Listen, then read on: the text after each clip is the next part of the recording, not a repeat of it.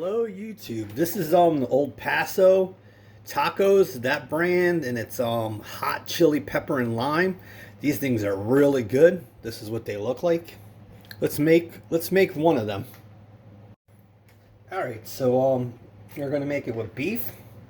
So just put in the amount of beef that you want, and then we'll go to the next step. All right, so add some lettuce in there. You could overstuff this if you want. Put some tomatoes in there. And then you could add cheese. All right, so take some good Mexican cheese. Just toss that all in there. And you could either use taco sauce or your hot sauce. I love this original one. So you just put that in there. And that's how easy it is to make this taco. You can make it a soft taco if you want it. But look at that. That shows how good it is. Please subscribe. Hit the bell.